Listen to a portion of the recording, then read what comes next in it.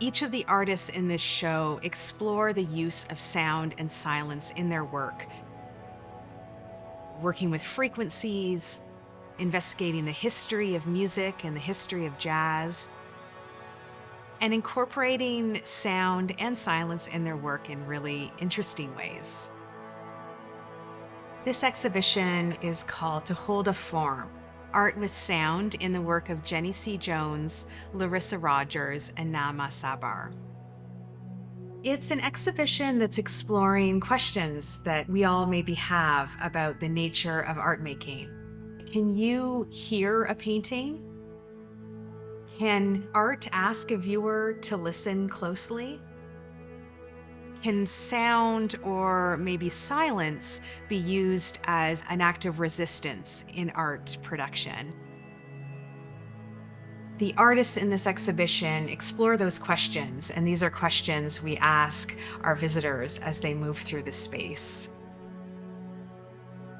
Nama Sabar's work become musical instruments, and we're invited to participate in the sound that's created.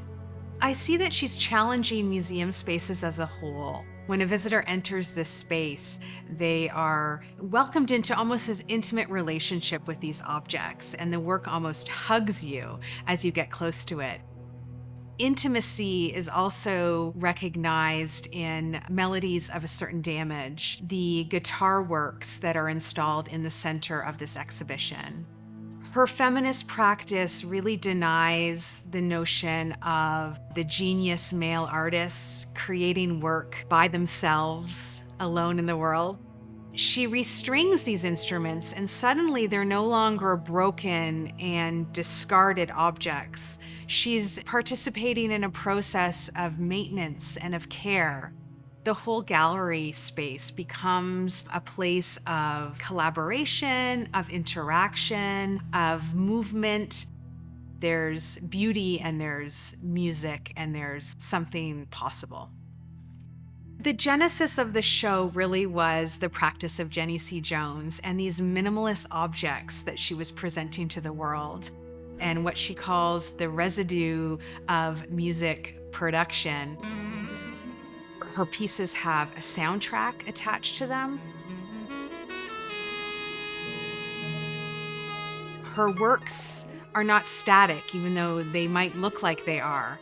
They are repositories for sound. They absorb the narrative around them. They absorb the soundtrack that she's created in the space, but also our bodies, our conversations, the way people are moving through the space. Those all become part of the narrative of her work. Larissa Rogers' work is seemingly quiet. The microphones in front of Licked Until Your Tongue Rubbed Raw are unplugged. They're meant to deny a certain narrative. But if you listen carefully, you can hear the drip of the sugar that is melting. Over the course of the exhibition, the sculpture changes. The artist's face and body, cast in sugar, begins to melt and create new shapes, drips and designs and movement. It's the body heat of our presence that makes that sugar drip. Lapped in Grace is a new work that Larissa created specifically for this exhibition. It's based on the archive of the Jessie White Tumblers, which was an after-school program created in the 60s in Chicago. There's something interesting that happens between the ground and the sky. There's some sort of bodily and spiritual liberation. Art has the capacity to change our minds and change our perspectives. And the three artists in this exhibition challenge us to do just that. We're invited to think about the narrative histories in a new way. We get to see sculptures that melt and drip. We can bounce on a trampoline in this exhibition. There's works that challenge us to think about the history of cultural production and who's been left out of that narrative.